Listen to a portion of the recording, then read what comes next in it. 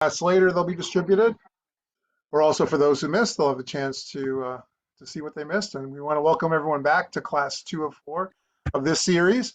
As some were joining earlier, we certainly are in election season, as we know in America tomorrow, and in Israel, election just passed with the government to be formed.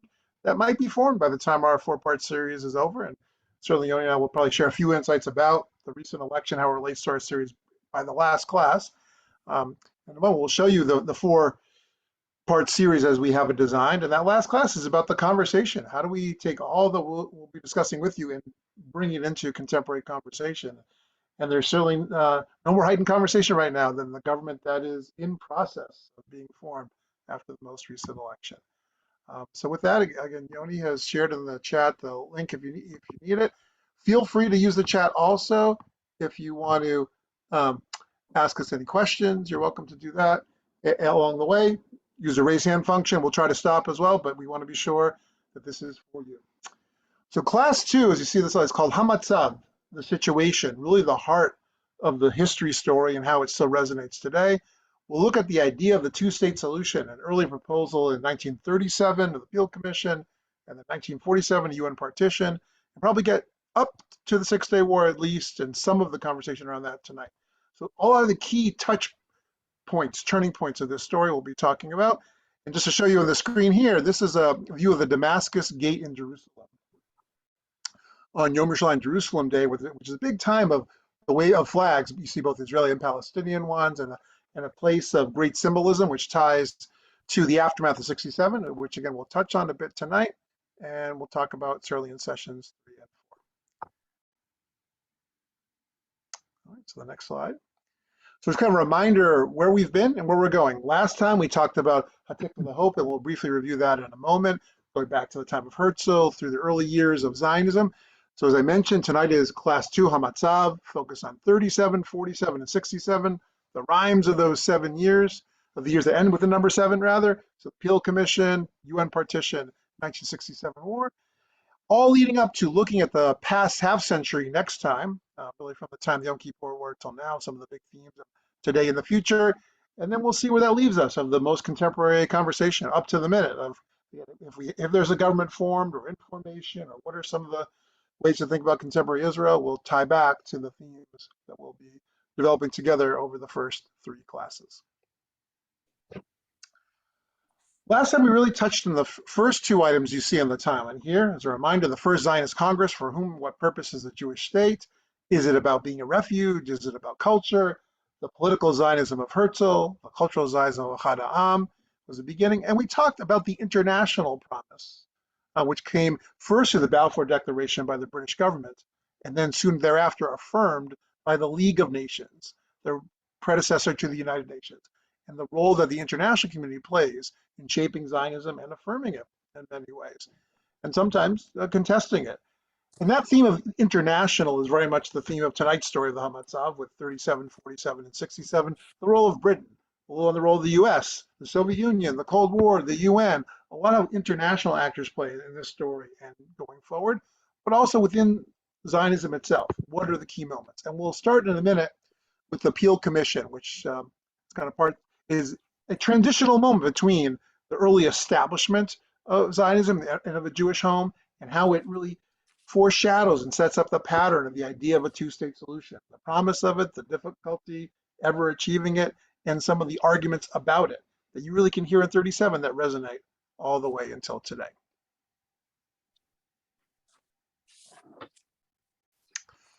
So I want to start by showing you, having us look at these 2 maps just for a moment. The map in black and white on the left shows you Jewish-owned Palestine by 1942. And what a lot of historians like to point out is the classic capital N formation. If you look at all of the settlements in dark, that they kind of form along the Mediterranean coast, into the Galilee, the Golan area, form a capital N. These were intentionally bought properties because of their ability to support agricultural communities. Hi, Zoe. Welcome. So you see that in the black and white. That's how the community developed over time. On the right, notice the connection between the capital N and the area in orange that would become a proposed Jewish state by the British. So we'll talk about its history in a minute, but just for the moment, notice the geography of that. And again, not by accident. The first vision of having a Jewish state, a Jewish home by this Peel Commission was where many of the Jews would have lived at the time.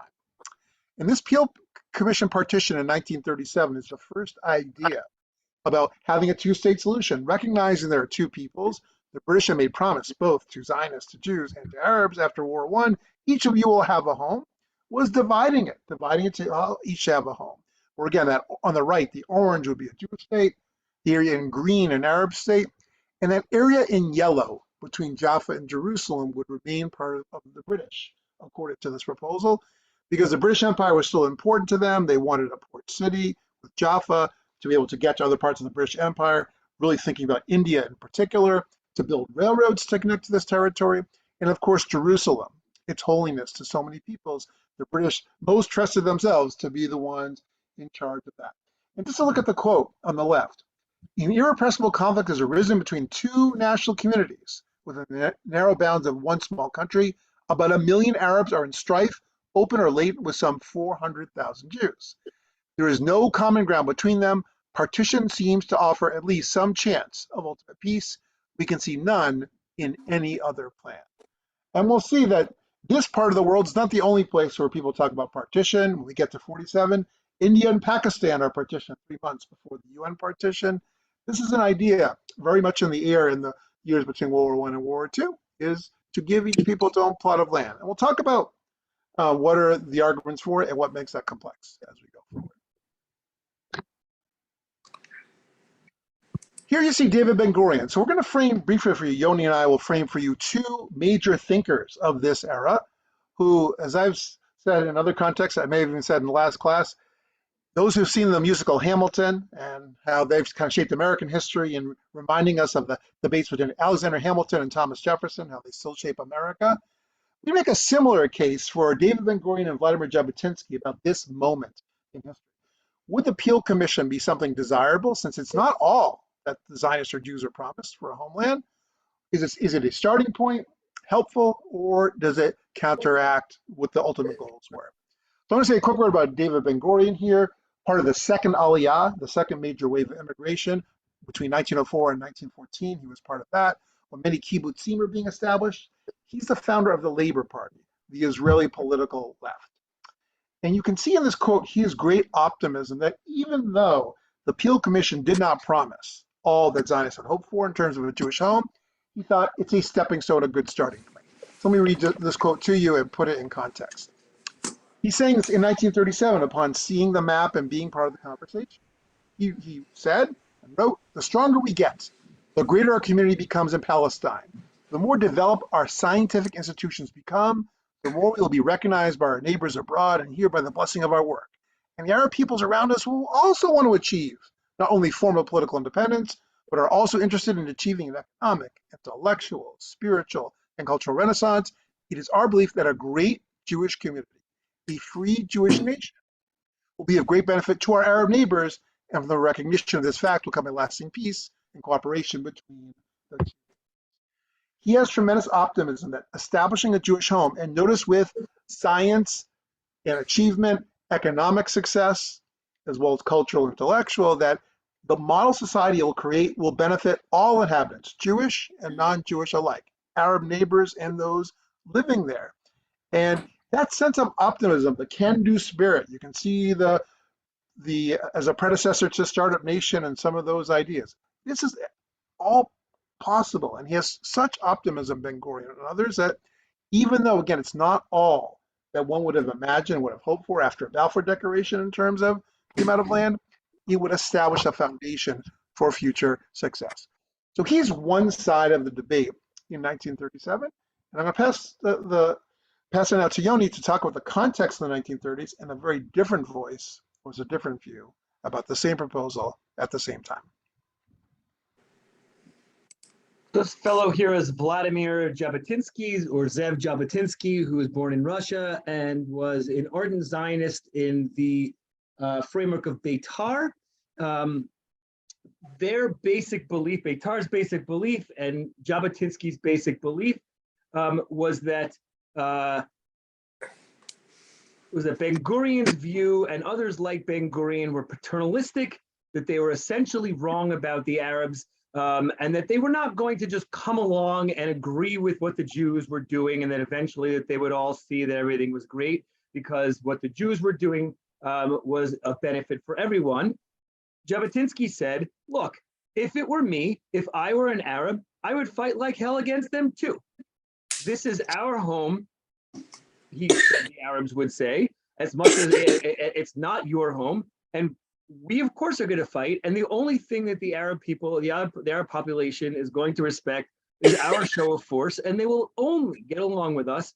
They will only be accepting of our being here once we have established that we are firmly the masters of this land. And taking half measures, accepting half, or even in this case, less than half of the land, is only going to send a problematic message, a weak message to the Arab population, and we can't accept that. To build on that, he said, by the night, so he comes along, and by the way, his arrival is actually less about an aliyah per se and about war. He comes in the middle of World War I. He is the one who helps to establish, he and another fellow named Trumpeldor helped to set up the Jewish Zionist Mule Corps to fight alongside the British in World War I. We have to get our training in fighting, et cetera, and to establish our own foothold, our own military, et cetera. And that continues to the 20s and 30s. And in the 1930s, he looks at this Peel Commission plan amidst the Nazi rise in Europe. We don't know in 1937 what is going to happen. All we know is that you have a deeply anti-Semitic fascist government that's in Germany. You see rising anti-Semitism throughout other countries as well, in Poland, and things are looking dire in Europe. Where are our brethren in Europe going to go? And he says, I simply represent distress, he says, speaking to the British. We're looking now at his quote here on the left. I simply represent distress. I speak in the name of the distressed. We have got to save millions, many millions. I do not know whether it is a question of rehousing 1/3 of the Jewish race, half the Jewish race, a quarter of the Jewish race. I do not know, but it is a question of millions. Whenever I hear the Zionists, most often in my party, accused of asking too much, gentlemen, I really cannot understand it. Yes, we do want a state, every nation on earth, every normal nation, beginning with the smallest and humblest, who do not claim any merit, any role in humanity's development, they all have states of their own. That is the normal condition for a people. Yet when we, the most abnormal of peoples, and therefore the most unfortunate, ask only for the same conditions as the Albanians enjoy, to say nothing of the French and the English, then it is called too much. I should understand that if the answer were it's impossible, but when the answer is it is too much, I cannot understand it. There is only one way to compromise. Tell the Arabs the truth, and then you will see the Arab is reasonable. The Arab is clever, the Arab is just. The Arab can realize that since there are 3 or 4, 5 holy Arab states, then it is a thing of justice when Great Britain is doing if Palestine is transformed into a Jewish state. Then there will be a change of mind among the Arabs, then there'll be room for compromise, and then, he said, there will be peace. But we are not going to offer, jobs or street cleaning, et cetera, to the Arabs, and then they'll accept peace. That will never happen. It is only natural, he says, for the Arabs to resist a Jewish state. We must be so strong that they recognize the inevitability of this state on all of the land and thus come to accept it. And this is also from where his most famous idea of the Iron Wall, Zionist colonization must either stop or proceed regardless of the native population, which means that it can proceed and develop only behind an iron wall, which the native population cannot breach. We all demand that there should be an iron wall. Yet we keep spoiling our own case by talking about agreement, which means telling the British mandatory government this important thing is not the iron wall, but discussions. Empty rhetoric of this kind is dangerous. One last thing, and then we will go to a discussion. We'll have. Why don't we go to discussion now? Actually, we'll come back to that thing later. First, are there questions about either the Jabotinsky position or the Ben Gurion position on the Peel Commission? So I'll just quickly remind everybody what the Peel Commission was. This is the Peel Commission. Are there questions about it?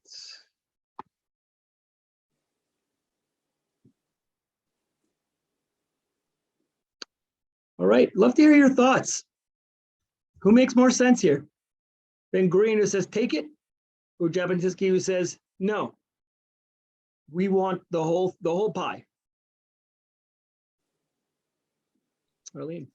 I mean, it didn't work. We kind of took the whole pot, right? And it's not like, I mean, he was saying, well, eventually they'll have to accept it and they're reasonable. And I'm not saying they aren't. I'm just saying, you know, we kind of always said that as, I think as Jews that, oh, there's so many Arab states and we have this little piece of land, you know, then let others absorb them and we'll have our own space. But I think what he said, you know, has not come to fruition. So, yeah, I think it was, I don't know, guess it wasn't the right choice. Other thoughts?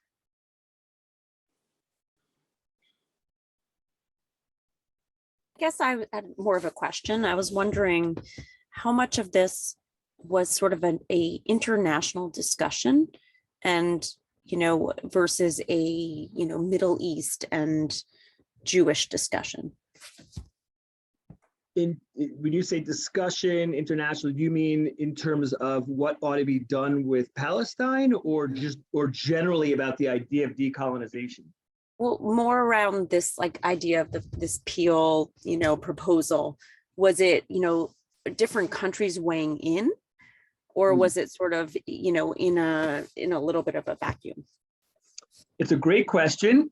So the League of Nations and, you know, the countries that had after World War I decided how to sort of reorganize the world had given various previous colonies what were called they gave them to the victorious countries like Britain and France, and then they called them mandates. And each mandate, mandates A, B, and C were different levels of a country's readiness to become its own state. And so basically a mandate was a guardianship by one of the victorious World War I countries. And so Palestine was one of those mandates, and each country was basically left to decide the fate of each of its mandates. And so Palestine as a British mandate was basically given to Britain to decide on its own terms what it wanted to do with that mandate until Palestine was ready to go on its own way. I guess Britain by 1937, as you read the quote that John read for us earlier, had decided that given the context of all the fighting, the infighting that was going on between the Arabs and the Jews, that the time was right for them to step aside. And so it was ready to give it over. And here's the way they proposed to give it up, was by dividing it that particular way. We'll see in a few minutes that the next time Britain decides that it's time for them to go, which is 10 years later, 1947, they actually turn it over to the international community to decide. But for now, in 37, it's largely Britain's decision to do it this way. Other thoughts about the right path in 1937? Robin, yeah. Question. In terms of Britain, how much anti-Semitism was there, or anti don't give the Jews a country sentiment, if any, was there at the time? It's a good question. We shouldn't forget that Britain was the country just a few years earlier who had issued the Balfour Declaration. That's back in 1917. And so there was enough sentiment there to make that possible within the British. The cabinet voted on it. And so there was enough pro-Jewish Zionist sentiment to make that happen. There was, however, enough pushback against it to make several Jews, and we looked at, Montague, this is a review from last class, Jews like Montague, to say, this is going to jeopardize our standing within Britain, because there are too many Britons who are going to say this is unacceptable. And by 1937, I think most of Britain was mainly concerned with the rising Nazi power, but there actually was a pro-Nazi, pretty sizable pro-Nazi organization within Britain who was advocating for a pro-Nazi government there, that was gaining some traction within Britain. I wouldn't say it was huge, but it was sizable. Not unlike America, for those who watched Ken Burns series, there was a lot of ambivalence within England about letting Jews into England. and certainly about letting them into Palestine, which might threaten their oil supply coming out of that part of the world. So it's a very complex picture. I don't know if that's a helpful answer. Yeah, thank you. Yoni, I have a question for you. Yeah. I was just curious, what was Jabotinsky thinking would happen with the Palestinians if they eventually went along with this plan and they saw that the Jews were becoming more powerful and that kind of scenario played out? Did he think they would just become peaceful neighbors, or did he think they would go find new land, or what was, or did he not talk about it? But I'm just curious what. Oh no, he absolutely did. Yep, he talked about both. He talked about many of the Arabs deciding that this was not going to be their place. This is going to be a Jewish state. It's going to be a Jewish government, etc. And if the Arab population wants to live under that, they will, and they will accept whatever terms we offer them. The rest will leave. The rest will go to other Arab countries. As he said in that statement, there are 5 or 6 other Arab countries in the direct surrounding vicinity. There's no reason that they can't go there and have a complete, vote in or whatever government they have there and live there. So he absolutely thought that that's what they would make their own choices. They'd make them intelligently and wisely, and just as we have over the course of thousands of years of diaspora. We move around, we stay where we are, but they'll make their decisions the same way. I see. Great. Thank you. Yeah. So we're going to move on because we have a lot more to do, but that's the situation in 1937. And let's pick up the story at that point. So here we go. These, by the way, just as to take us to today very quickly, these ideas of Ben-Gurion and Jabotinsky continue to animate their descendant parties. The Labor Party, which was for a while no longer, for a while the dominant party in Israel, and at this point headed in this picture by Rabin and Peres, their major argument was that Israel would in fact, its success would float all boats. And in fact, when Shimon Peres spoke at his Nobel Prize winning in 1945, spoke about just that, that Israel's role in the Middle East should be to contribute to great sustained regional revival. And that everybody would realize that Israel's success was everybody's success. And that indeed continued to be Labor's idea. Ben-Gurion really begins to formulate that, continues on. And the heir, in many ways, of Jabotinsky is the Likud party, headed today by Bibi Netanyahu, who says that indeed Jabotinsky's vision has won out, something significant is taking place. Many in the Arab world are beginning to view Israel with respect and appreciation, that our strength has brought that about, that peace has come about because we have put our foot down on the ground and established ourselves as the masters of the house here. We are here to stay. That is finally what's getting the Arab respect. So these ideas have descended to today. But to take us back to the 1930s, John is now going to pick up our story with the decade that went between 37 and 47, and pick up our story of the next partition plan at that point. Thank you. So to see the preview here of, again, our year's end was 7. We will definitely look at 47, some at 67, and perhaps at 77 by tonight, but we may not get there. And so 47, again, 10 years later, taking the lessons of Peel, and the Peel Commission did not come to fruition, which we'll talk about in a moment. It was just a proposal, but did plant seeds of future ideas. What did come to fruition with the UN partition plan and its aftermath? Then the aftermath of the Six-Day War, and finally 1977, the Likud party from the world of Jabotinsky. They were in the opposition from 1948 to 77, but the 1977 election was seen as the Ma'apach, the revolution it's called. In Hebrew it was called at the time, of a very different vision, and planting the seeds of that vision we may touch on tonight, and we'll definitely talk more about in class 3. So if you look at the map of 1947, you can see both some similarities and differences from the map that we saw earlier with Peel. According to this map, the areas in white would be the future Jewish state. The areas in sort of the diagonal lightly shaded gray would be an Arab state, and the dark area around Jerusalem would be an international zone. So it's still thinking about where populations live in many ways, and in some ways this is even more accurate, more true to where communities were living. For example, The darker shaded area in the north of Israel, to this day, is called the Mishulash, the triangle. And in the Peel map, that would have been part of a Jewish state. But by the UN time, by this commission that we'll talk a bit more about, that was going to become an Arab state because there are many Arab villages, and there are to this very day in the state of Israel. So one of the things that comes up with these maps is there contiguity, clear connection between territories, or is it more puzzle pieces based upon facts on the ground where people live? That's a recurring theme of this story and thinking about visions of what the homeland would look like. So of course, 1947 is a very different world than 1937, coming after World War II, and thinking about refugee populations, certainly the Jewish refugee population of the war, plays a big part in how this map comes to be. Because another difference from the Peel map, if you see where the Negev Desert, the large area in white, and the triangle towards the bottom of the map, that in the Peel Commission map, that was going to be part of an Arab state. But one of the main arguments why the commission said, no, this needs to be part of a Jewish state, was for there to be absorptive capacity to allow for many people who were refugees from Europe to be able to settle in the future state of Israel.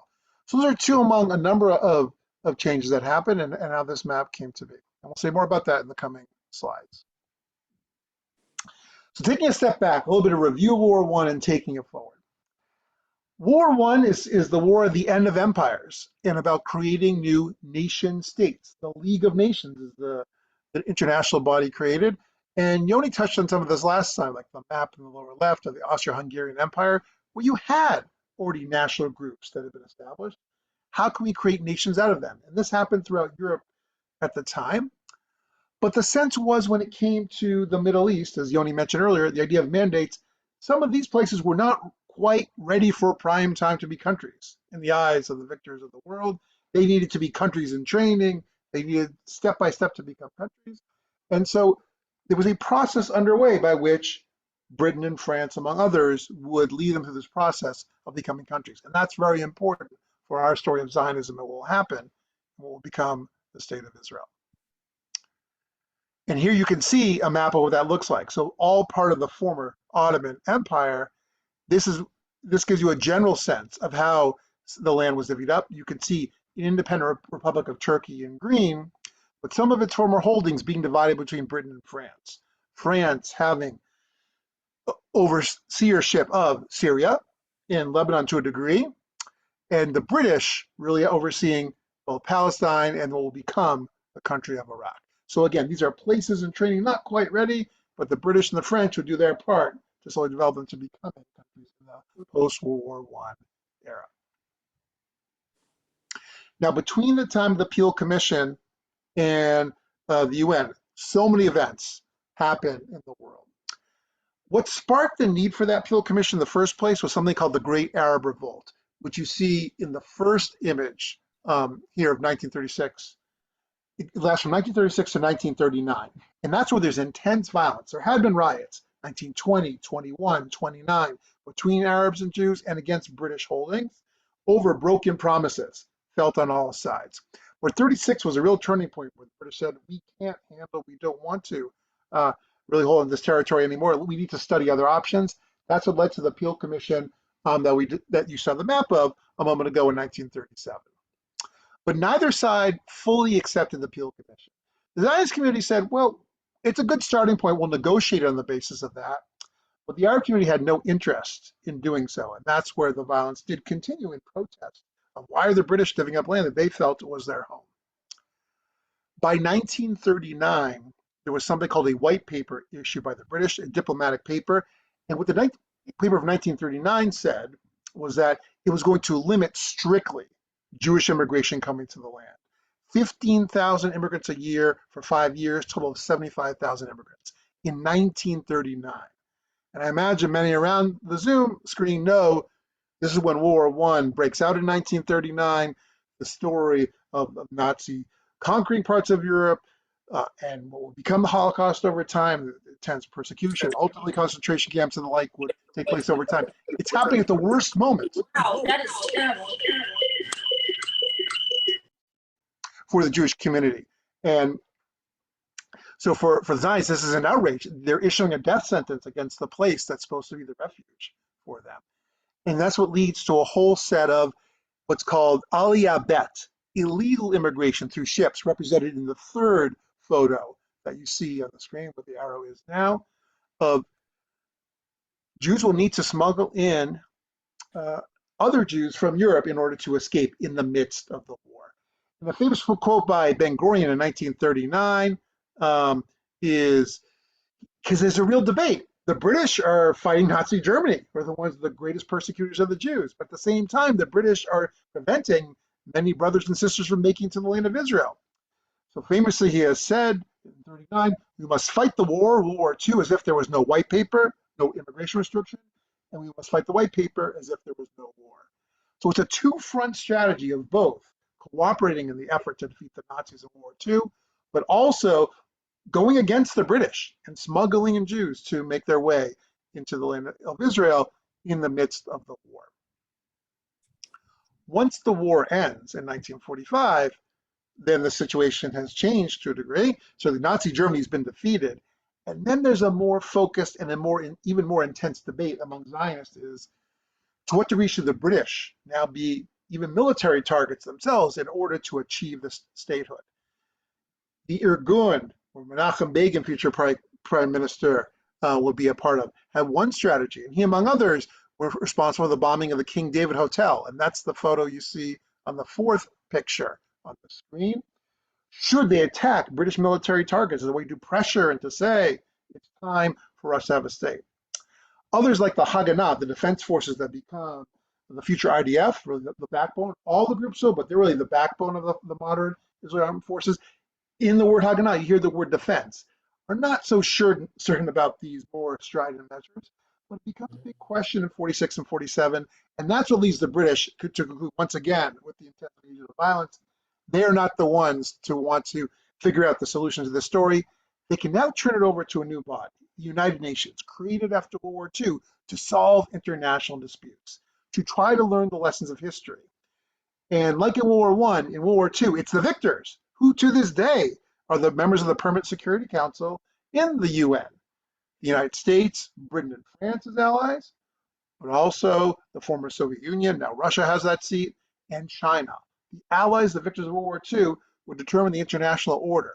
And one of their first tests, major tests, would that order play out, was in thinking about this partition plan for the land of Israel in 1947. Now, to give you a sense of demographics, and we looked at this chart briefly last time, let's just, and you can look at the trends over time. You certainly can see in 1931, the jump, the doubling of the Jewish population between 22 and 31, grows even bigger in the 1930s as Nazi Germany comes to power. But most importantly for our purpose, going to the very last line, look at the proportion, the ratio of the Jewish to the Muslim population, a 2-to-1 ratio. And this idea of partition would have been in the air 10 years ago and had been tried in other contexts after World War I. Well, in Greece and Turkey after World War I, among other places, is how to think about dividing those populations, and maybe in some cases, even the concept of transferring populations so that to keep groups in their own majorities. And that'll be important as we return to the map in a moment. And again, thinking about what could become a Jewish majority state and what might become an Arab majority state, and thinking about the ideas of partition and how to draw the map. Now, to bring us back to our first class, one of the most amazing quotes, I think, in this entire story comes from Theodor Herzl's diary. So Theodor Herzl first signed as Congress writing this in 1897, where he says, at Basel, where the first Zionist Congress met, I founded the Jewish state.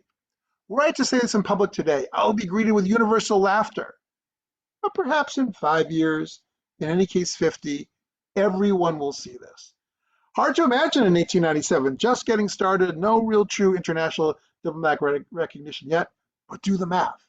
September 3rd, 1897 is the date when the first Zionist Congress happened, and it's November 29th, 1947. A little more than 50 years is exactly when the partition map we showed you by the UN was issued.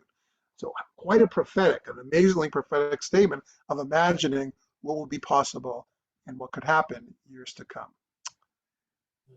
Okay. So I'm going to transition back to Yoni now. This is, you can see the image, a picture of the UN votes on partition from November 29th, 1947, of the official vote. So a commission of 15 made the recommendation of the map we showed you earlier as the best way, the best possible solution this new young international organization could devise to try to make the most, to have a compromise for all sides. And the vote was a very traumatic moment for many around the world who heard on radio its results, including many, certainly in the land of Israel, the US, and elsewhere around the world, about how the vote would go. So I'm going to turn to Yoni to talk about that moment and what happens next. Thank you. I was just queuing up the video so we have it ready. Just a very quick word on who UNSCOP was. This is the United Nations Special Committee on Palestine. So it was one of the very first things that the United Nations, as John was saying, is one of the very first things the United Nations did was to take the Palestine question and figure out what to do.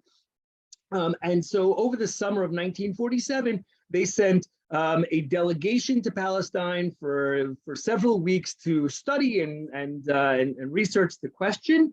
And what happens during that time, we'll come to this video in a moment. I just want to set it up a little bit. What happens during that time tells you an awful lot about, well, really both sides, the Jewish and the Arab perspective on what was going on with the United Nations. So the Jews, and we talked a little bit about this last time, had spent throughout the 1910s, 20s, and 30s developing a proto-state. That was something the Jews had been very, very good at for for thousands of years in exile. Most countries had allowed Jews to set up their own internal state structures. So in Europe, throughout Europe, Jews had what was called the Kehillah, their own little sub-states where they had oftentimes their own police force, their own garbage collection, their own schools, etc. So the Jews were very good. The Jews of Europe were very good at statecraft. And by the 1940s, they had a state ready and in the making, and they had all the trappings of statehood. Certainly, the street cleaning and the buildings and all that kind of stuff. And they are also very good at doing what states do to other states, which is spycraft. And they bugged all of the UNSCOP committee rooms, all their hotel rooms. They were in statecraft like everybody else. So they were always a step ahead of UNSCOP. They knew where they were going next. They knew which delegations they were going to send out to the next place. And they always had a welcome mat ready to go wherever UNSCOP showed up. And that included, Jews who spoke Swedish, Jews who spoke Spanish, to make sure that the delegations from the United Nations who spoke those languages would have somebody to speak to. It was just remarkable wherever they showed up.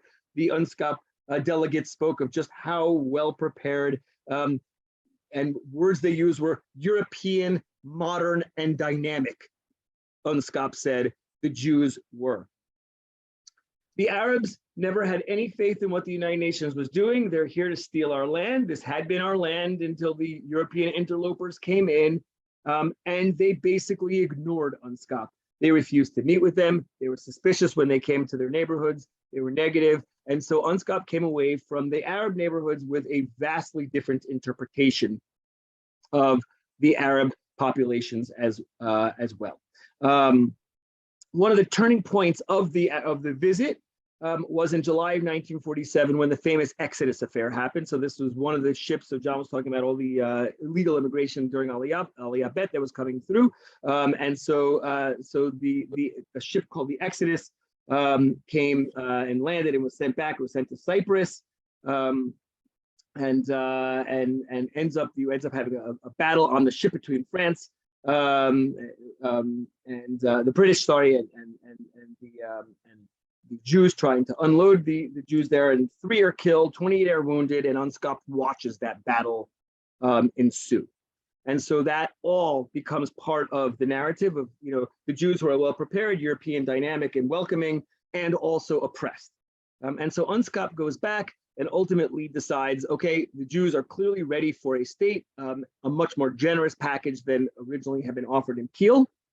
And after quite a bit of debate, the Jews internally, with of course Jabotinsky and others saying, no, this is not the direction we want to go. Or Begin actually now would take another mantle for Jabotinsky, saying this is not the direction we want to go. The Jews ultimately do decide that statehood is now our path, and we will take what the United Nations is offering. The big question is, would the United Nations actually accept this? And so even though UNSCOP had said this is what we propose, whether the United Nations would actually agree to it, and that included states like the United States, Russia, and its satellite states, and all their satellite states, what they would do was not known. And on November 29th, 1947, the official vote is held. I just want to play for you just a little bit of what was heard at the time by everybody who was listening to this on the radio, which was much of the world, with their scorecards, literally keeping score with each nation listed, checking yes or no or abstain on their scorecards. So I'm going to set us up for that. One moment to just cue that. Had it ready to go, and now I seem to have lost it. 1 second. Here we are. All right. Share sound.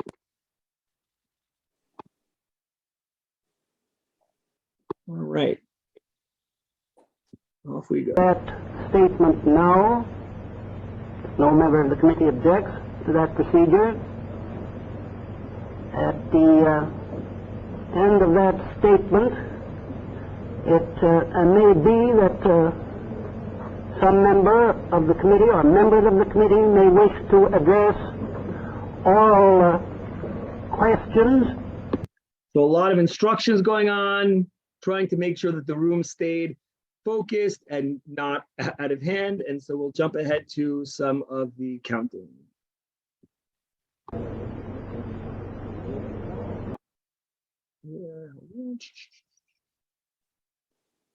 So make sure that I get it.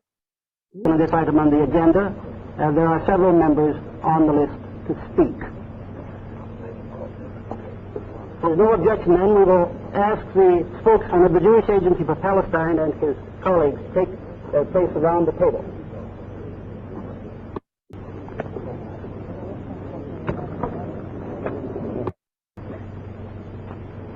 To take participation in these, all of its inhabitants. Sorry, just finding the vote. Their national home, nations arising.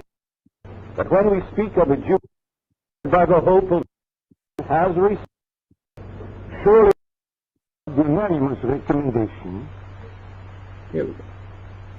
which are not included. And two, where Belgium, yes. Here's the vote. El Salvador, abstention. Ethiopia, abstain. France, yes. That was a big one. I told the public, and I hope that you will not have any interference on the voting on the debate. I am confident on the way you will behave in a so serious decision taken by this assembly, because I am decided not to allow anybody to interfere in our decision. Greece? No. Guatemala? Turkey? No. Ukraine? Yes. South Africa? Yes. Soviet Union? Yes. United Kingdom? Abstain. United States? Yes. Uruguay? Yes. Venezuela? Yes. Yemen? No. Yugoslavia? Abstain.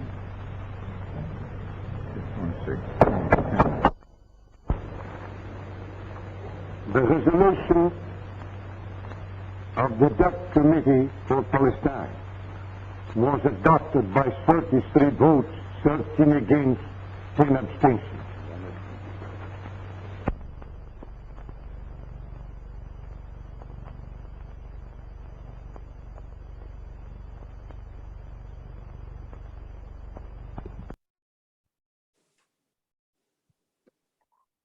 My father, who was 5 at the time, claims to have remembered that listening to on the radio with his parents.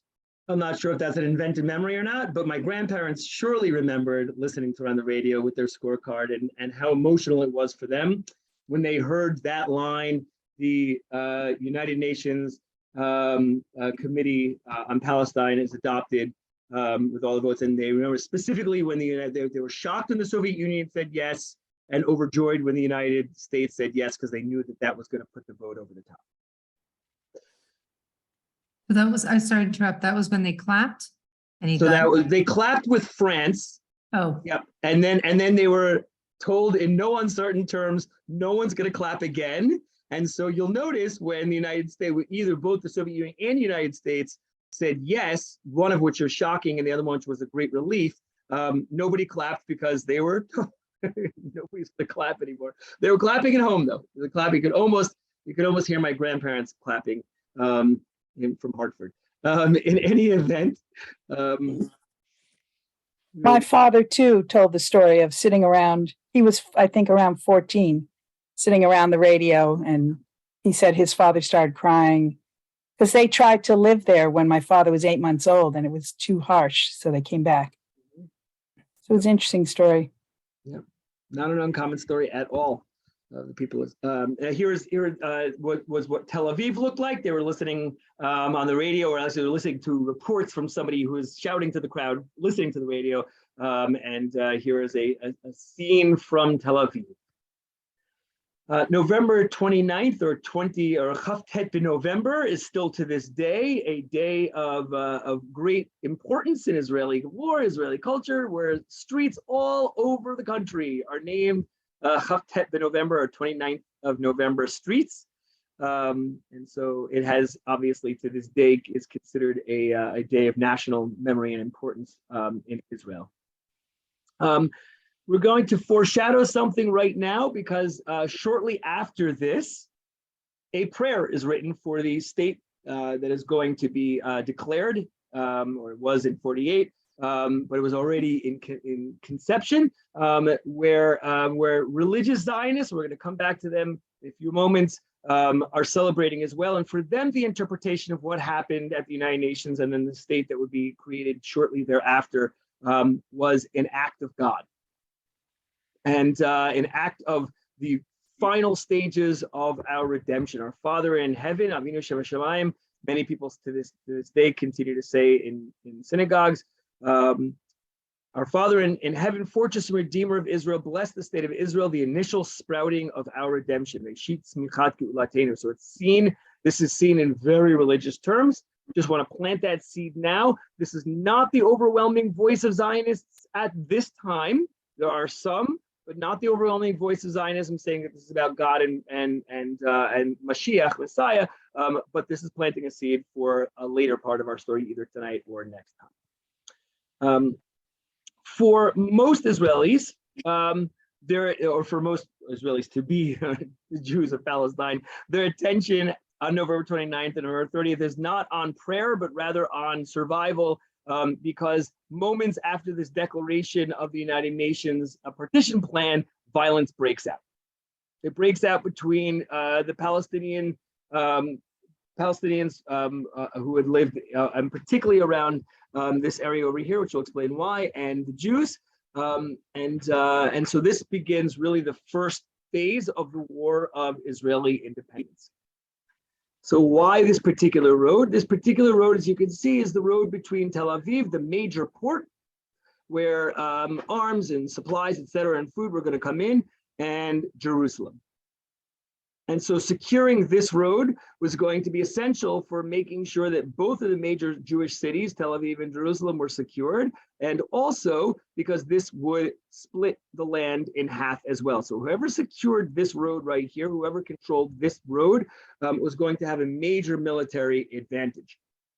And most of the fighting in the first really few weeks, months up until May of 1948 was going to be in the attempt to secure this road. And to this day, actually, this was such an important set of battles that took place here between the Jews and the Arabs that there are still remnants of that war that were left behind that are now enshrined as memorials to those battles. For those of you who have been to Israel before and you drive between Tel Aviv, the airport, whatever, and Jerusalem, you can see the half tracks that are preserved along the road that were destroyed during that fighting or disarmed and disabled during that fighting that are still there, that they've left there as a memorial to that fighting during that time period. So that was between 1940, November 29th of 1947 and the Declaration of Statehood in May of 1948.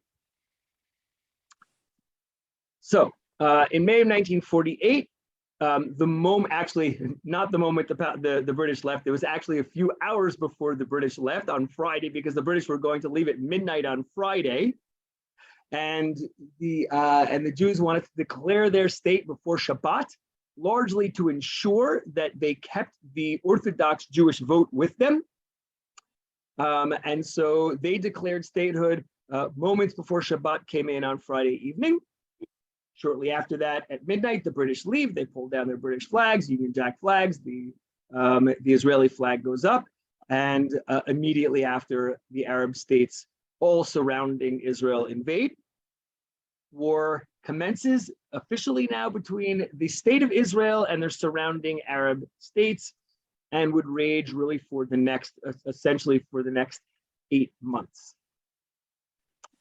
And by the time the war was over, we're not getting into the details of that war. That's a fascinating story in and of itself, how Israel, as you can see here, managed to accomplish the following thing. It went from being a much smaller land mass given to them by the United Nations to extending to all of those areas that are here in the lighter gray. So the state that was promised in 47, thanks to the Israeli military, becomes a much larger force, a much larger country, sorry. And the Arab area is now much smaller. So that Shulash, et cetera, all that is now going to be Israel.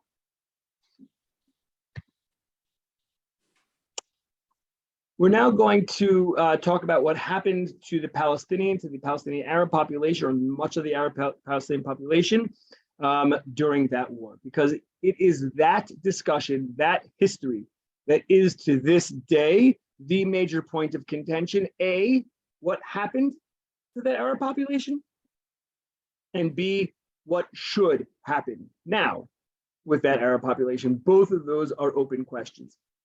The history of it and the future of the Arab question is really, in many ways, still to this day, the most hotly debated question in Israel. Right after the war, in December of 1949, the United Nations passed another resolution involving Israel and the Arab population, UN Resolution 194. The refugees, and we'll talk about who they are, how many there were, why they left, etc. But for now, all we need to know is that the refugees, the Arab refugees, wishing to return to their homes, meaning who were, for one reason or another, left their homes and live at peace with their neighbors, should be permitted to do so at the earliest practicable date, and that compensation should be paid for the property of those choosing not to return, and for loss or damage to property which, under principles of international law or equity, should be made good by the governments or authorities responsible.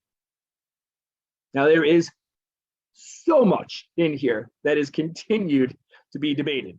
So, who is a refugee? What is the earliest practicable date? Have we achieved that time yet? Compensation, what does that mean? Compensation for which particular property? And of course, who are the governments or authorities actually responsible for all of those refugees who left?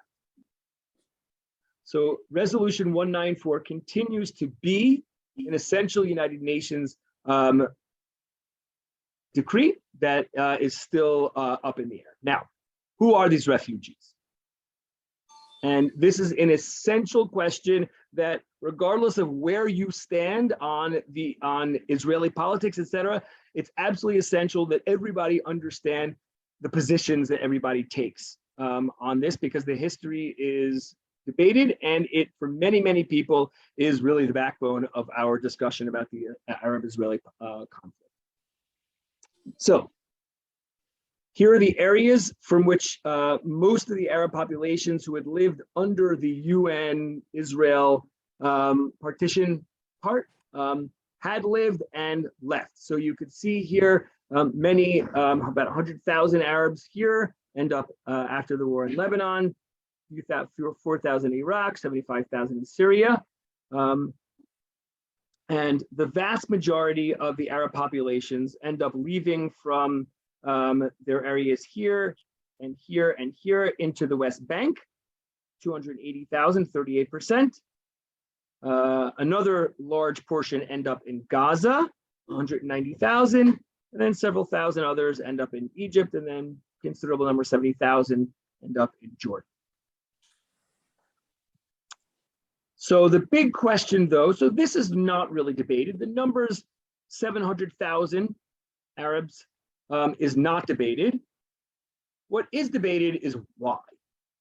And here's where it gets enormously complicated, because there are three basic narratives as to how and why so many Arabs, 700,000 Arabs, started in one place in the beginning of the war and ended up in others. In some instances, it was simply because in the very beginning of the war, the Arab infrastructure, the Arab supports left.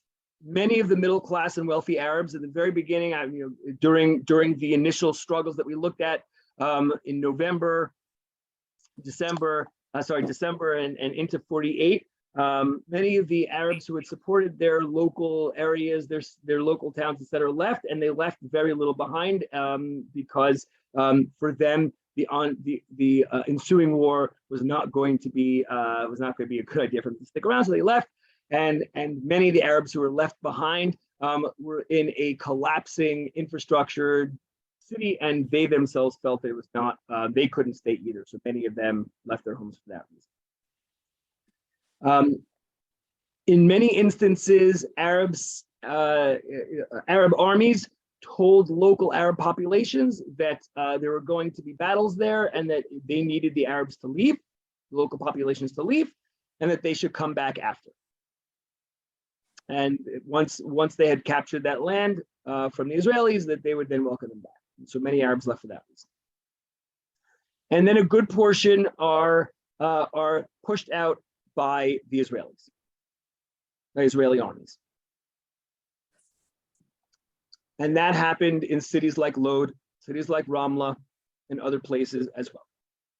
And so exactly how many places the Israeli army and the oncoming Israeli forces pushed out Arabs versus in how many places the Arabs themselves encouraged their local populations to left versus how many Arab populations themselves fled, either because the militaries were coming or because the infrastructure of their cities had been decimated by the departure of Arab leadership, is up for enormous debate.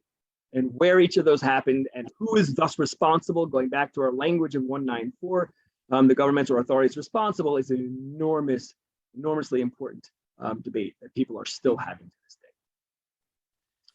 day. So that is a much larger question, this map right here and how it happened, which we don't have time for tonight, but it's important that you understand the parameters of that discussion.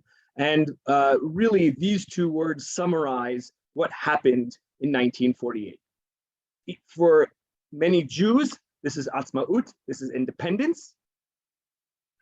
And for many Arabs, this is Nakba. This is the tragedy or the devastation.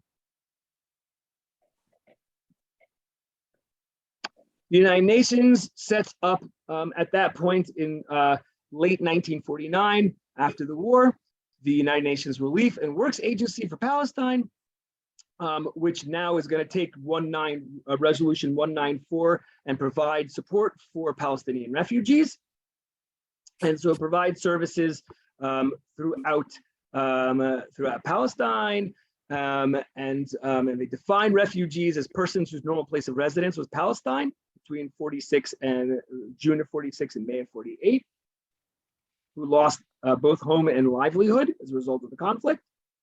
And they provide services available to all those living in its area of operations who meet this definition and who are registered with the Agency of Need Assistance. And so the descendants of Palestinian refugees include adopted children are also eligible for registration. And so we're talking about health services, we're talking about schools, etc. And so when the agency began in 1950, it was responding to about 750,000 Palestinian refugees.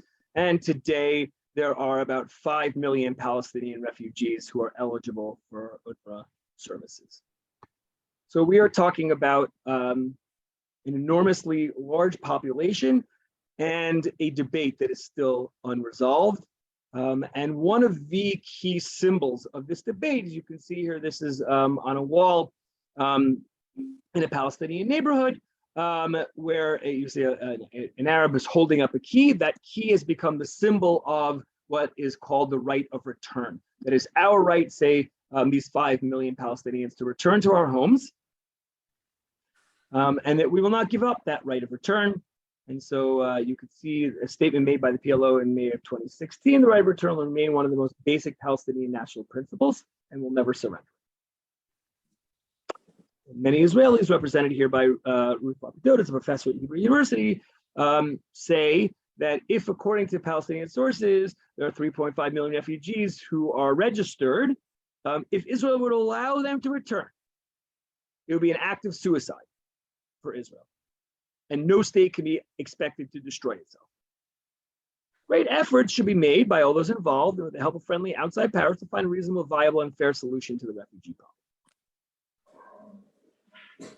So we are still to this day living with the consequences of the war. And that is a discussion in many ways, the point of this class, why we are all here, trying to understand this conflict better and trying to understand where we go from here. One more element that I think is important to name in the history of this story is that the migration of Arabs from one place to another is one part of the story of this time. The migration of Jews is another part of the story as well. And in many ways, an equally important part of the story. As we know on the map on the left, that Jewish migration out of Europe was a huge part of the story of the 1930s and 40s. Another equally important part of this story is Jewish migration out of Arab lands as well. As we can see here on the map, Jews have lived for thousands of years in the Middle East, Morocco, Algeria, Libya, Egypt, Iraq, etc. Hundreds of thousands of Jews who had lived there largely in peace. The new state of Israel brought with it in most of these places anti-Jewish either laws or treatment by local populations, etc. And with the beginning of the Jewish state, you have a mass migration of Jews from these parts of the Middle East into Israel. And so there are populations moving, both Jewish and Arab, all over this part of the world at this time. To bridge us over the course of the next 20 years, John is going to take over the next part of our story. Great. Since it was long, let's do a quick pause, see if there are any questions or comments on what we've just done before we do that. Sorry, that was a lot.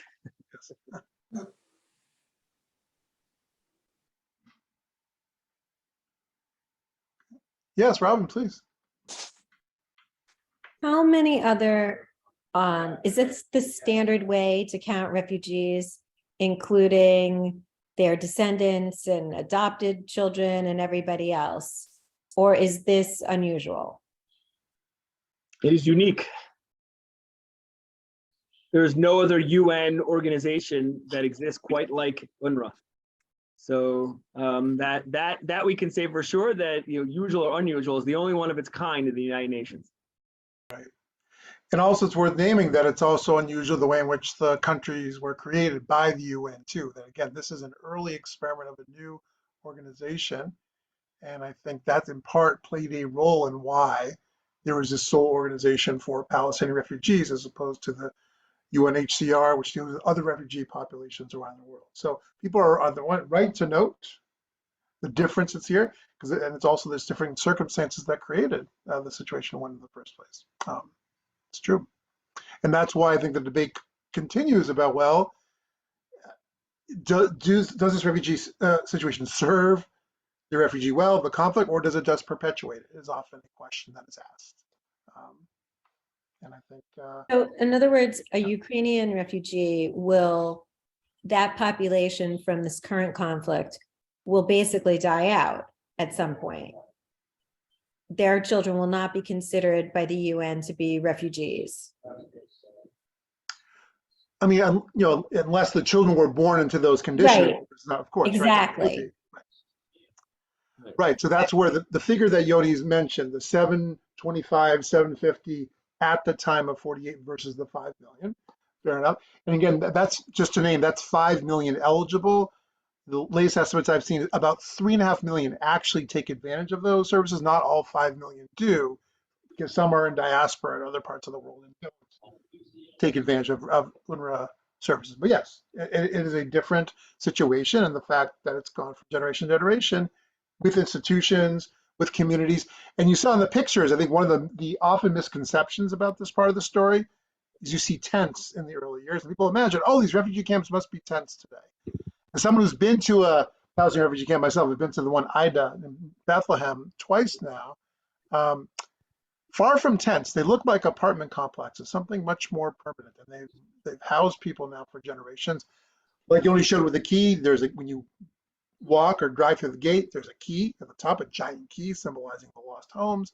The street names are by the villages in which the refugee families had once lived, and it doesn't feel like a temporary dwelling. It feels much more permanent, which I think only adds to the tension, the agony, the conflict around this part of the story. Is that is this going to something that's going to stay temporary or be perpetuated over time? What will a final outcome look like that will fulfill 194 and its ideas of either just compensation being settled elsewhere, or will some have the right to return to homes or places? All remain very much in the air. It's a very fraught question and issue, as Yoni said, to this day.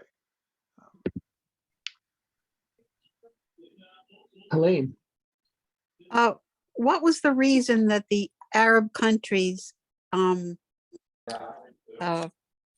got rid of their Jews, that many of whom had lived there for thousands of years at this particular point? Was it because of the state of Israel being formed? Yeah, the connection between the development of the Jewish state and the uptick in anti-Jewish legislation, rhetoric, action, etc., is deeply linked. Why exactly? What was behind it is very complicated from state to state. But yeah, it is that development, and also it's linked to anti-colonial movements that are going on at that time as well. So they see the Jews in Israel as a colonial interloper, and that now they have these colonial interlopers living within their countries, and so we need to get rid of them. It gets tied up in all of that, and so yeah, that's all part of that large. So how many Jews were affected by this type of behavior? Well, you end up with a migration into Israel. It's over 1 million. About 1 million people, yes. Yeah, maybe Yeah. show the maps. The maps again have some of those numbers. Maybe let's put the Yeah. slide back up again to show. How many from where? Oops, I went the wrong way. There we go. And if you look at the time scale too, and this will tie to what I'll talk about next to close tonight, notice it's from 1948 to 1972. So after the Israeli Independence War, the 48 War, through the immediate aftermath of the 6-Day War is what these numbers signify. And there are waves. Some happen early after the 48 War, and another big wave after 67. We'll talk about 1 or 2 other moments as well that are reflected in these total numbers here. Was there any? Go ahead. Was there ever any discussion about recompensing these people for their lost businesses and homes? You mean the Jews who Yeah. left Libya and Morocco or Algeria? Not to the best of my knowledge, John. If you know anything, I've not heard of any of those discussions. So the one thing I'll say, it doesn't exactly answer your question, but what comes to mind is the aftermath of what many now know as the Abraham Accords of 2020. And to take one example, if you see the country of Morocco on the map here on the right, 250,000 Jews left that country. Since 2020, in the open trade cultural ties between Morocco and Israel, I don't forecast any exact compensation family by family that we've seen in other situations, restitution, like post-Holocaust, et cetera. I don't see that happening.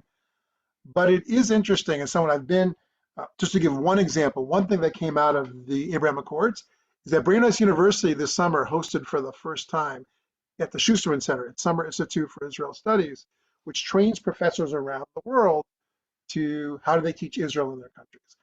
I was privileged to be part of the cohort this summer, and among us were people from Morocco, Bahrain, and UAE, United Arab Emirates, for the first time, all participated.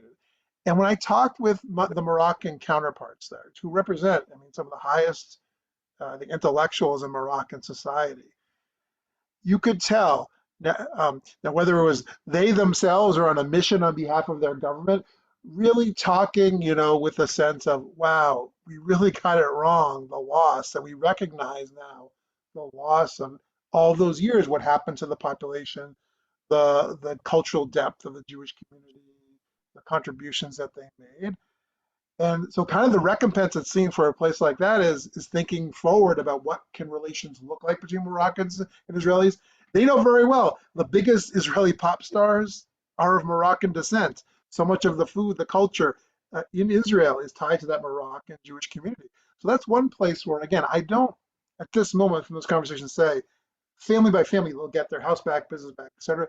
But you do sense, I sense a turning of the page. At least like that is one country, not all these countries here, but that's one example of thinking back about their history and what does it mean for them going forward.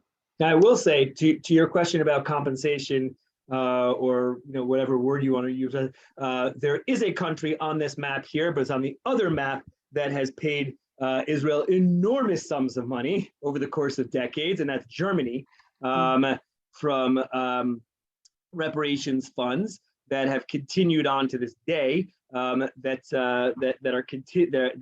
have in many ways were enormously important in helping the Israeli economy over the years. So yes, the Jews who obviously suffered in Europe, there's been reparations from Germany, but no, from the Arab states, no. The other interesting question, John, and we'll pick up, because we need to do a little bit for the next part of the story, but just want to name that the impact of this in Israel is enormous, because what had been a predominantly Ashkenazi, white European Ashkenazi culture was now going to be overwhelmingly a Middle Eastern culture of Jews who spoke Arabic, who had very different cultures, etc., and who many of the Jews who had settled the state, Ben Gurion and others who had spoken of this being a European style state, now had some really hard questions to think about in terms of how to integrate this new population into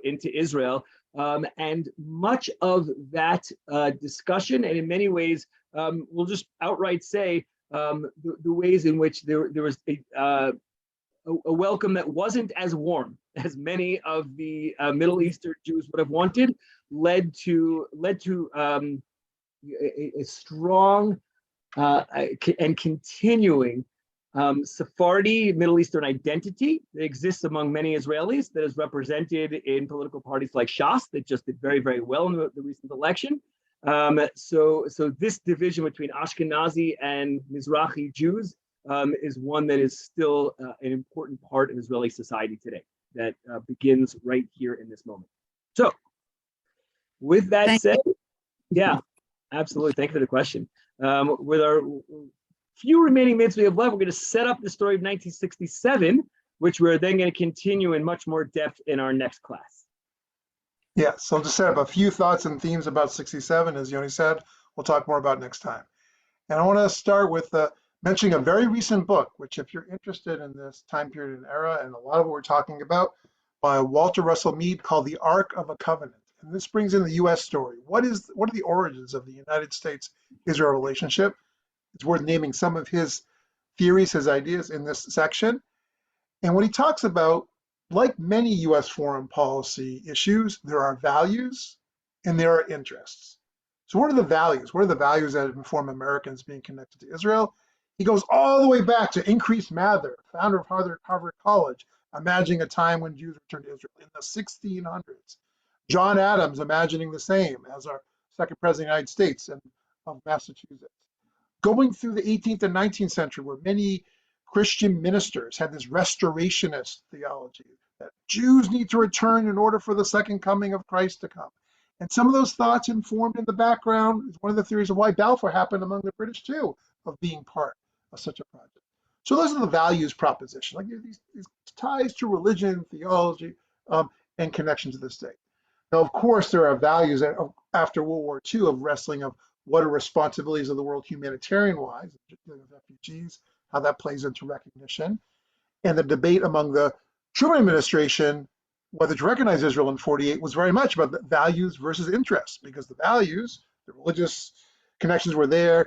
He called himself saying he's like Cyrus who returned the Jews after the Babylonian exile, the Persian ruler who helped their return in the establishment building of a second temple. He said, I am Cyrus of the modern period. He once framed himself as that values tradition. But his State Department was terribly against. They told me it would be a huge mistake. How can you recognize this little state of Israel? George Marshall, the hero of World War II, said, you're never going to win an independence war. He said after the partition time, impossible. All the military experts know that the Arab armies are going to crush them, even though the opposite is what happened.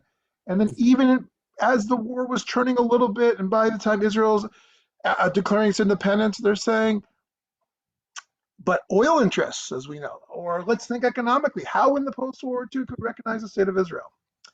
But it was Truman's advisor, Clark Clifford, who spoke to those values, not only about the history, but also the UN. This is an important first step of this UN, us imagining this new world, how the world will work after World War II.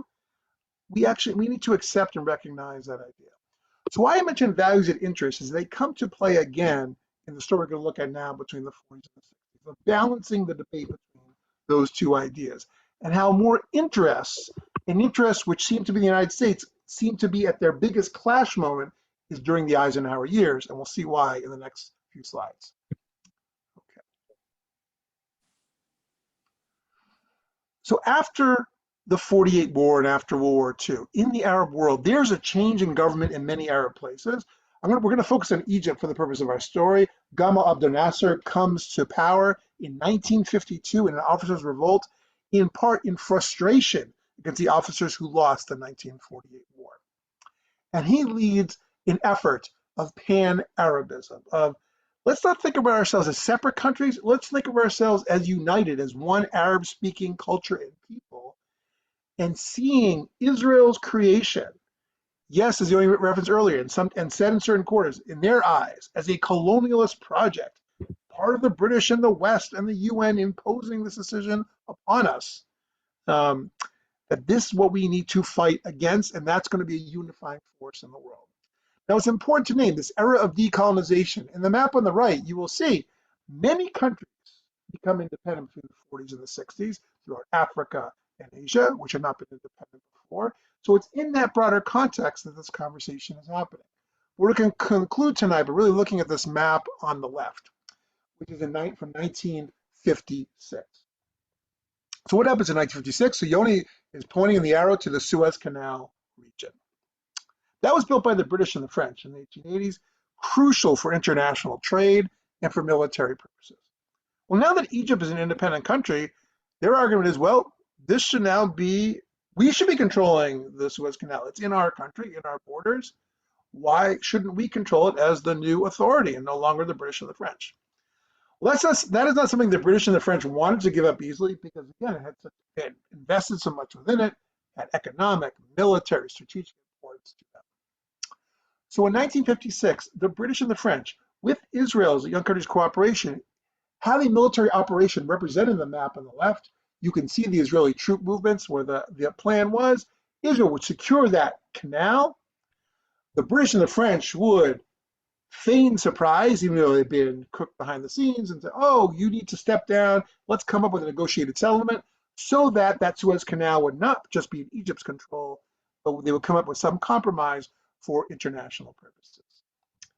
What's fascinating about this moment in 1956, Dwight Eisenhower is the president, the hero of World War II, the liberator of concentration camps. So going back to that foreign policy from a values perspective, had some sense. Why a state of Israel refuge? But from an interest perspective, now the context is the Cold War. And the United States and the Soviet Union are each watching each other's moves, especially in the Middle East. And they see Gamal Abdel Nasser, this young leader, rallying Arabs throughout the region. Egypt, the most populous Arab country in all of the Middle East, and they don't want to be on the wrong side of him. If anything, they want to appeal to him, and they each think, the US and the Soviets, they can appeal to his interests to put them on their side between the United States and the Soviet Union, capitalist, communist, the fight within the context of the Cold War. So this moment in 1956 has a few key points that we'll come back to later. So one is, in the eyes of the Egyptians, it's like, this proves that Israel are a bunch of colonialist imperialists because they conspired with the British and the French that used to control us, and look what they tried to do behind our back. For the United States and the Soviet Union, it intensifies their interest in what's going to happen in the Middle East. And in the end, they both assert they make the British and the French and Israel step down and not take control of that Suez Canal. But what is important to set up the 1967 story is how much Israel learned from this operation. They learned the terrain, the territory. They learned more about how the Egyptian army worked, and including its air force and all of its military.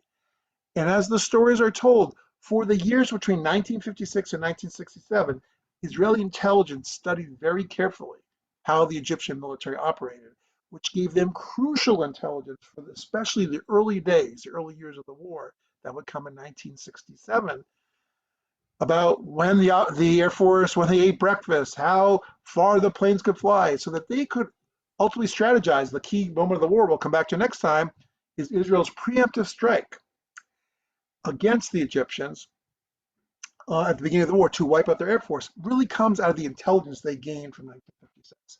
And the last thing worth saying is, one of the reasons why 1967 happens, if you go down to the very tip of, if you can show them number 4, number 6, where Sharm el-Sheikh is and the Straits of Tiran, Israel really feared being blockaded in as a new country. And they wanted to be sure that waterways would stay open, again, for their own trade being part of the international community. And that's going to be a flashpoint moment that we'll talk about next time that leads to the conflict in 1967. Just so folks can contextualize just a little bit why this is so important, this Sharm el-Sheikh down here, this area. So this is Sharm el-Sheikh also. We're looking now you can see my arrow on the map on the right. So the Straits of Tiran, you can see, go down all the way here and then lead out into the Indian Ocean. And so if you want trade in this part of the world, and this is obviously critical because it gets you to China, India, China, et cetera, Africa, you have to be able to have access through here. And of course, this is the Suez Canal, which leads you out to the Mediterranean, which can lead you out to the Atlantic, et cetera.